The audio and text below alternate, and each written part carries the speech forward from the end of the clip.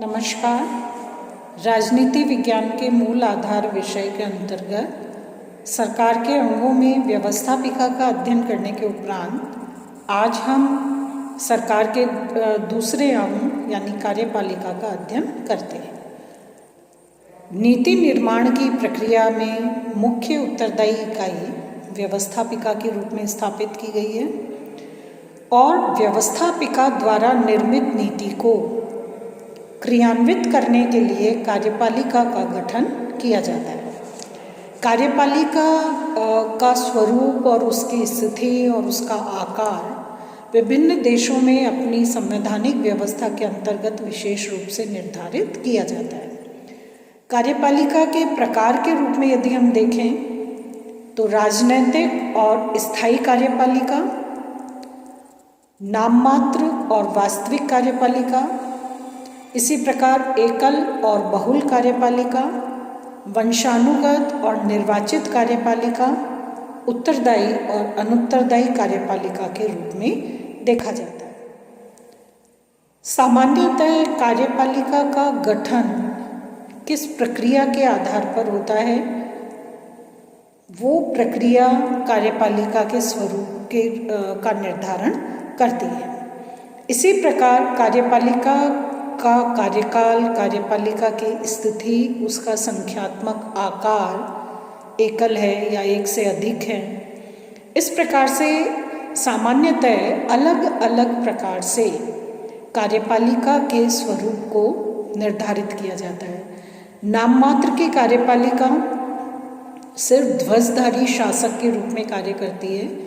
वास्तविक कार्यपालिका कार्यपालिका के मुख्य जो कार्य हैं नीति क्रियान्वयन के, उसके लिए वास्तविक रूप में निर्णायक भूमिका रखती है। जैसे जहाँ संसदीय प्रकार की शासन व्यवस्था होती है वहाँ कार्यपालिका में नाममात्र और वास्तविक का अंतर पाया जाता है। जैसे भारत में राष्ट्रपति भारत की नाममात्र की कार्यपालिका है और प्रधानमंत्री और उसका मंत्रिमंडल वास्तविक कार्यपालिका के रूप में भूमिका का प्रतिपादन करते हैं। इसी प्रकार संख्यात्मक आधार पर जहाँ कार्यपालिका संबंधित दायित्वों का निर्धारण और उसकी पूर्ति के लिए एक व्यक्ति को जिम्मेदार माना जाता है, वो एकल कार्यपालिका होती है। जैसे अमेरिका की अध्यक्षात्मक व्यवस्था और अमेरिका का राष्ट्रपति एकल कार्यपालिका के रूप में कार्य करते हैं। और बहुल कार्यपालिका जहाँ एक से अधिक सत्ताधारी कार्यपालिका संबंधित दायित्वों का वहन करते हैं। जैसे स्विट्जरलैंड की कार्यपालिका जहाँ पर एक से अधिक 7 व्यक्तियों की एक समिति होती है जो कार्यपालिका की भूमिका निभाती है। इसी प्रकार यदि वंश परंपरागत आधार पर सामान्यतः राजतंत्रात्मक व्यवस्थाओं में ऐसा होता है, वंश परंपरागत आधार पर जहाँ कार्यपालिका के पद का निर्धारण होता है वो वंशानुगत कार्यपालिका है, और जहाँ जनता द्वारा प्रत्यक्ष या अप्रत्यक्ष रूप से चुनाव के माध्यम से कार्यपालिका का गठन किया जाता है वो निर्वाचित प्रकार की कार्यपालिका कहलाती है। कार्यपालिका जहाँ अपने कार्यों के लिए जनता या किसी अन्य इकाई के प्रति उत्तरदायी होती है, उत्तरदायी कार्यपालिका, और यदि सर्वेसर्वा रूप में अंतिम निर्णायक होती है तो वो अनुत्तरदायी प्रकार की कार्यपालिका हो सकती है। तो ये कार्यपालिका के विविध रूप हैं और इन रूपों के आधार पर कार्यपालिका संसदात्मक, अध्यक्षात्मक या अन्य प्रकार की व्यवस्थाओं में अपनी कार्य भूमिका निभाती है। कार्यपालिका का गठन या चुनाव जो है वो कई आधारों पर किया जाता है। जैसे सबसे पहला आधार है हेरिडिटरी या वंश परंपरागत आधार, या जिसे हम पैतृक आधार कहते हैं, जहाँ पर एक राजा और उस राजा की मृत्यु के उपरांत राजा का ज्येष्ठ पुत्र जो है वो राजपद का अधिकारी माना जाता है। और इस प्रकार अनेकों कहना चाहिए पीढ़ियों तक ये व्यवस्था चलती रहती है। राजा के रूप में पदासीन होना, फिर राजा की मृत्यु पर राजा के पुत्र का राजा के रूप में या कार्यपालिका के रूप में कार्य संभालना। इसी प्रकार कई बार कार्यपालिका कुछ व्यवस्थाओं में कार्यपालिका का गठन जनता द्वारा प्रत्यक्ष चुनाव के आधार पर भी किया जाता है। जैसे अमेरिकी राष्ट्रपति जनता द्वारा चुना जाता है, तो कार्यपालिका के अध्यक्ष का या कार्यपालिका का जनता द्वारा प्रत्यक्ष रूप से चुनाव भी किया जा सकता है। इसी प्रकार अप्रत्यक्ष चुनाव भी होता है कार्यपालिका का। जैसे भारत की जनता द्वारा चुने गए जो जनप्रतिनिधि हैं, वे राष्ट्रपति के चुनाव की प्रक्रिया में भाग लेते हैं। एक प्रकार से अप्रत्यक्ष चुनाव हुआ। व्यवस्थापिका भी कार्यपालिका के चुनाव के लिए उत्तरदायी होती है। सामान्यतः जहाँ संसदीय प्रकार की व्यवस्थापिका या संसदीय प्रकार शासन का होता है, वहाँ पर व्यवस्थापिका द्वारा कार्यपालिका का चुनाव या गठन किया जाता है। संसदीय व्यवस्था में तो ऐसी भी परंपरा है जिसमें व्यवस्थापिका में से कार्यपालिका का चुनाव किया जाता है। तो व्यवस्थापिका द्वारा भी कार्यपालिका का चुनाव किया जा सकता है। यह कई बार कुछ व्यवस्थाओं में जनता द्वारा चुनाव नहीं होता, ना प्रत्यक्ष ना अप्रत्यक्ष, बल्कि मनोनयन नॉमिनेशन के द्वारा कार्यपालिका का गठन या चुनाव किया जा सकता है। तो प्रत्येक देश में अपनी अपनी सुविधा और व्यवस्था के अनुसार संवैधानिक प्रावधानों का निर्धारण करके और निर्धारित तरीके से कार्यपालिका का चुनाव और उसके दायित्व का निर्धारण किया जाता है। कार्यपालिका के इस रूप में विभिन्न प्रतिमान, कार्यपालिका के आकार, कार्यपालिका की कार्यशैली, उसके उत्तरदायित्व का आधार और उसकी संरचना के आधार पर कार्यपालिका के विभिन्न प्रतिमान या मॉडल माने जाते हैं। जिसमें पहला संसदीय शासन का मॉडल, जिसे हम क्लासिकी इंग्लिश मॉडल के नाम से संबोधित करते हैं। ये जो क्लासिकी इंग्लिश मॉडल है, ये ब्रिटेन की संसदीय शासन व्यवस्था का सूचक माना जाता है। इसी प्रकार जो दूसरा प्रतिमान या मॉडल है संसदीय कैबिनेट शासन के रूप में, जिसे आधुनिक इंग्लिश प्रतिमान या आधुनिक इंग्लिश मॉडल भी माना जाता है, जिसमें प्रधानमंत्री का नेतृत्व है और प्रधानमंत्री के नेतृत्व में एक विशेष प्रकार की जो संसदीय प्रक्रिया है उसका पालन किया जाता है। ये कहलाता है प्रधानमंत्रीय शासन वाला मॉडल। लेकिन जो कैबिनेट शासन वाला मॉडल है, इसमें सिर्फ प्रधानमंत्री नहीं बल्कि पूरा कैबिनेट वास्तविक रूप में शक्ति का प्रयोग करने में, उसका निर्णय करने में एक निर्णायक भूमिका रखता है।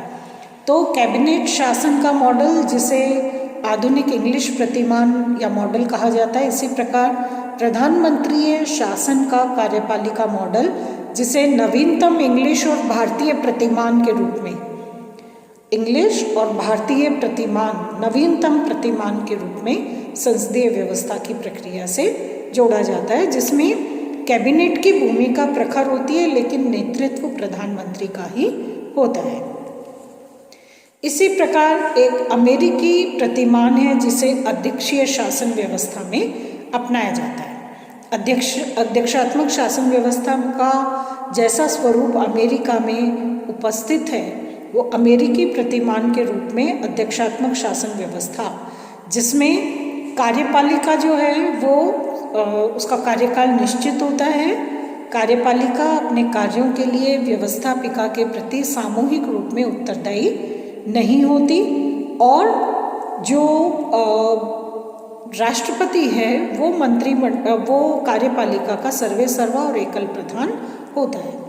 जैसा संसदीय प्रतिमान या कैबिनेट शासन या प्रधानमंत्रीय शासन व्यवस्था में ये संसदीय प्रकार के प्रतिमान हैं और संसदीय प्रकार के कार्यपालिका प्रतिमानों में या मॉडल में कार्यपालिका और व्यवस्थापिका के बीच घनिष्ठ संबंध पाया जाता है और अपने कार्यों के लिए कार्यपालिका व्यवस्थापिका के प्रति सामूहिक उत्तरदायित्व के नियम से बंधी होती है और साथ ही साथ कार्यपालिका का कार्यकाल जो है वो अनिश्चित होता है, क्योंकि ये व्यवस्थापिका के विश्वास पर्यंत अपने पद पर रहती है। अगर व्यवस्थापिका अविश्वास का प्रस्ताव पारित करके या अन्य किसी उपाय से कार्यपालिका के प्रति अविश्वास दिखाती है तो कार्यपालिका समय से पूर्व भी भंग हो सकती है। इसलिए ये जो संसदीय शासन मॉडल, कैबिनेट शासन मॉडल या जो प्रधानमंत्री शासन का मॉडल है, ये संसदीय शासन व्यवस्था के प्रतिमान माने जाते हैं। अध्यक्षीय शासन का जो अमेरिकी प्रतिमान है, जिसमें अध्यक्ष यानी राष्ट्रपति सर्वे सर्वा रूप में शक्तियों का एकल प्रयोग, कार्यपालिका शक्तियों का एकल और निर्णायक प्रयोग करने में समर्थ होता है। इसी प्रकार राष्ट्रपति शासन का एक और मॉडल होता है जिसे फ्रेंच प्रतिमान, फ्रांसीसी व्यवस्था से प्रभावित फ्रेंच मॉडल के रूप में कहा जाता है। ये एक प्रकार से अर्ध राष्ट्रपतीय और अर्ध संसदीय होता है। इसमें संसद का प्रभाव और उसका जो शक्तिशाली रूप है वो भी स्वीकार किया जाता है, और साथ ही साथ राष्ट्रपति की जो अमेरिकी प्रतिमान है उसका भी आंशिक प्रभाव रखा जाता है। तो ये जो फ्रेंच मॉडल है, ये एक प्रकार से अमेरिकी प्रतिमान और जो प्रधानमंत्री और कैबिनेट शासन वाला संसदीय प्रतिमान है, इसका एक मिक्सचर या इसका मिश्रित रूप माना जाता है। इसी प्रकार कार्यपालिका का एक और प्रतिमान है जिसे स्विस प्रतिमान, स्विट्जरलैंड की व्यवस्था से संबंधित मॉडल, जो बहुल कार्यपालिका की शैली या बहुल कार्यपालिका के रूप को अभिव्यक्त करता है, वो भी सामने आता है, जिसमें 7 सदस्यों की एक समिति जो है वो कार्यपालिका की शक्ति और उसकी भूमिका का प्रयोग करती हैं। समान रूप से 7 सदस्य जो है उनका स्टेटस, उनका स्तर और उनकी मान्यता और उनके अधिकार, शक्तियाँ सब बिल्कुल समान होती हैं। तो कार्यपालिका शक्तियों का प्रयोग जब एक नहीं अनेक समिति द्वारा या एक इकाई द्वारा किया जाता है, तो वो बहुल कार्यपालिका के रूप में स्विस प्रतिमान की तरह से अभिव्यक्त होता है। अब ये मुख्य रूप से 3-4 प्रकार के प्रतिमान हमारे सामने आते हैं, जिसमें संसदीय प्रकार का है, एक अध्यक्षात्मक प्रकार का है, एक फ्रेंच प्रतिमान है और एक स्विट्जरलैंड की व्यवस्था से संबंधित बहुल कार्यपालिका का प्रतिमान है। अब अलग अलग देशों में इनके अनुरूप व्यवस्थाओं को संविधान के अंतर्गत स्वीकार किया जाता है और उसके अनुसार ही कार्यपालिकाएं अपने कार्य रूप और कार्य योजना का निर्धारण और संचालन करती हैं। कार्यपालिका के मुख्य कार्यों का यदि हम अवलोकन करें, जैसा हमने देखा शुरू में कि सरकार के किसी भी देश की व्यवस्था, राजनीतिक व्यवस्था के 3 मुख्य काम होते हैं। एक तो नीति निर्माण का, दूसरा नीति क्रियान्वयन का और तीसरा न्यायिक व्यवस्था का। और इसके लिए सरकार के 3 मुख्य अंग व्यवस्थापिका, कार्यपालिका और न्यायपालिका के रूप में निर्धारित किए जाते हैं। व्यवस्थापिका जहां कानून बनाने या नीति का निर्णय और निर्धारण करने की प्रक्रिया में मुख्य भूमिका रखती है, वहीं नीति के क्रियान्वयन की प्रक्रिया में कार्यपालिका जो है वो सर्वेसर्वा होती है। कार्यपालिका का कार्य जो है वो प्रशासन का संचालन करना, कूटनैतिक कार्यों का, विदेश नीति से संबंधित कूटनैतिक कार्यों का संचालन और संपादन करना, फिर प्रदत्त व्यवस्थापन या अन्य प्रकार की योजनाओं में कार्यपालिका अपना विशिष्ट अनुभव और ज्ञान का लाभ सरकार को, व्यवस्थापिका को प्रदान करती है। और इस प्रकार व्यवस्थापिका की इच्छा पर या व्यवस्थापिका द्वारा निर्धारित योजना के आधार पर प्रदत्त व्यवस्थापन के अंतर्गत कार्यपालिका विधि निर्माण संबंधी कार्यों में भी भाग लेती है। सामान्य रूप में कार्यपालिका अपनी विभागीय कार्यवाही का निर्धारण करने के लिए स्वतंत्र होती है, लेकिन मुख्य कानून निर्माण की भूमिका में भी कार्यपालिका का योगदान बहुत अतुलनीय योगदान होता है, क्योंकि जब कानून बनता है उससे पहले विधेयक या प्रस्ताव को तैयार करना मुख्यतः कार्यपालिका का ही कार्य होता है। विधेयक के प्रारूप का निर्धारण करना कार्यपालिका की जिम्मेदारी होती है या कार्यपालिका का कार्य होता है। उसके बाद व्यवस्थापिका उस पर विचार करके और उसको कानून के रूप में पारित करती है। तो ये एक मुख्य कार्य जो है कार्यपालिका का, विधि निर्माण संबंधी प्रक्रिया जो है जो किसी विधेयक या प्रस्ताव के प्रारूप निर्माण के रूप में अभिव्यक्त होती है, उसका कार्य कार्यपालिका के द्वारा किया जाता है। कार्यपालिका अपने इसी विशेष ज्ञान और योग्यता के आधार पर कई बार विभागीय जांच की न्यायिक प्रक्रियाओं में भी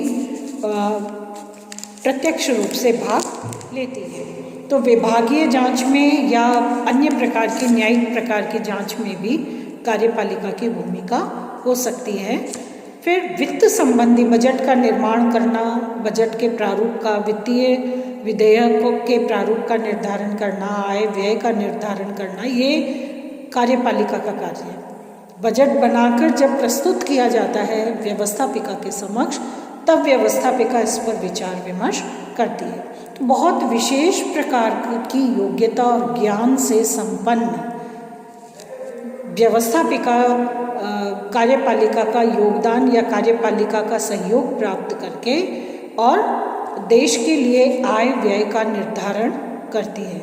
तो इस बजट निर्माण के वित्त विधेयक के प्रारूप निर्माण के लिए कार्यपालिका जो है उसकी भूमिका अग्रिम रहती है। संगठन के उद्देश्य और लक्ष्य का निर्धारण करने का कार्य भी कार्यपालिका करती है। इसी प्रकार अपने कार्यपालिका स्तर के संगठन में संप्रेषण या संचार प्रणाली, सूचनाओं के परस्पर पर्याप्त आदान प्रदान की व्यवस्था के लिए भी कार्यपालिका ही जिम्मेदार होती है। और जो लोक कल्याणकारी राज्य में सामान्य व्यक्तियों के लिए आवश्यक सेवाएं हैं, उन सेवाओं को की नीति को, उन सेवाओं के कहना चाहिए जो योजनाएं हैं, उन्हें कार्य रूप में परिणत करने का कार्य भी कार्यपालिका करती है। और यही कारण है कि हम सामान्यतः किसी भी देश की संवैधानिक व्यवस्था का यदि अध्ययन करें तो कार्यपालिका जो है वो क्रमशः शक्ति की दृष्टि से अभिवृद्धि वाले स्तर की तरफ उन्मुख दिखाई पड़ती है। उसका कारण ये है कि शक्तियों की दृष्टि से संविधान में केंद्रीयकरण की स्थिति देखी गई है। केंद्रीयकरण का मतलब है कि जहाँ शक्तियाँ संगठित रूप में एक इकाई में निहित की गई हैं और इस आधार पर कार्यपालिका की भूमिका, उसका प्रभाव, उसका कार्यक्षेत्र, उसकी जिम्मेदारी जो है वो तुलनात्मक रूप में और अधिक हो जाती है। दूसरी बात, अधिकांश राज्यों ने विकास के लिए समाजवादी पैटर्न को या समाजवादी प्रतिमान को अपनाया है, जो लोक कल्याणकारी कार्यदशाओं का या लोक कल्याणकारी स्वरूप का निर्धारण करता है। और लोक कल्याणकारी स्वरूप में जो राजनीतिक व्यवस्थाएं हैं उनका कार्यक्षेत्र इतना अधिक विहंगम और विस्तृत हो जाता है कि उसको सरकार के सिर्फ एक ही अंग के द्वारा पूरा किया जाना संभव नहीं है। इसलिए सहयोगी एजेंसी के रूप में कार्यपालिका जो है वो भी समाजवादी लक्ष्य को या समाजवादी पैटर्न को लागू करने में एक बहुत कार्यकारी और मुख्य भूमिका में आ जाती है। इसी प्रकार विभिन्न समय पर विभिन्न देशों में अंतर्राष्ट्रीय स्तर पर या गृह क्षेत्र में कोई तनाव या युद्ध या संघर्ष और क्रांति का रूप देखा जाता है तो वो भी निश्चित रूप से कार्यपालिका के क्षेत्र में, अधिकार क्षेत्र में उत्तरोत्तर किसी न किसी प्रकार की स्थायी या अस्थायी वृद्धि कर देता है। क्योंकि जितनी सक्षमता और योग्यता के साथ कार्यपालिका इन असामान्य प्रकार के जो कारण उपस्थित हुए उनका मुकाबला करती है, तो वो नेतृत्व जो है, सक्षम नेतृत्व जो है वो उनकी शक्तियों में किसी न किसी रूप में अभिवृद्धि करता ही है।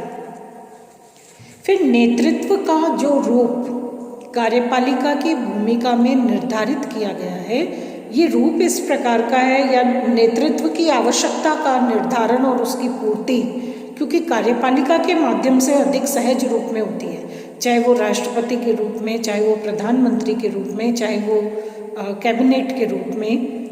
तो कार्यपालिका का जो कहना चाहिए आधार है वो नेतृत्व की आवश्यकता को पूरा करता है। इसलिए नेतृत्व की आवश्यकता को ध्यान में रखते हुए भी कार्यपालिका की शक्तियों में अधिक वृद्धि देखी जाती है। संचार साधनों का जिस प्रकार से विकास हो रहा है और जिस तरह से कार्यपालिका इन संचार साधनों का प्रयोग करके प्रशासकीय दायित्व की पूर्ति और उसकी नीति निर्धारण की प्रक्रिया में अपनी भूमिका रख रही है, उससे भी कार्यपालिका की एफिशिएंसी या कार्यपालिका की कार्यक्षमता सकारात्मक रूप में बढ़ती है, जो उसकी शक्तियों में अभिवृद्धि का आधार बनाती है। राजनीतिक दलों का जिस प्रकार विकास हुआ है और राजनीतिक दलों की जो भूमिका है, उस भूमिका में भी कार्यपालिका के प्रति रुझान, कार्यपालिका को अधिक समर्थ और सक्षम बनाने की इच्छा इस प्रकार से समाहित होती है कि राजनीतिक दलों का विकास भी कार्यपालिका की शक्तियों को निरंतर बढ़ाता है। स्वयं राजनीतिक दल भी इसी प्रकार, इसी उद्देश्य से, इच्छा से राजनीतिक क्रियाकलापों को साकार करते हैं कि कार्यपालिका की शक्ति में अभिवृद्धि हो, ताकि सक्षम नेतृत्व का निर्धारण हो सके और समस्याओं का सही और सटीक समाधान प्राप्त हो सके। एक और जो मूल कारण, या हम कह सकते हैं कि ओवरऑल एक जो आधार बनता है कार्यपालिका की शक्तियों में वृद्धि का, वो है व्यवस्थापिका की शक्तियों का ह्रास। जैसा हमने अपने पूर्व वार्ता में देखा था कि व्यवस्थापिका के सदस्य जो हैं वो एक प्रकार से सामान्य या एवरेज ज्ञान वाले सदस्य होते हैं जनप्रतिनिधि के रूप में।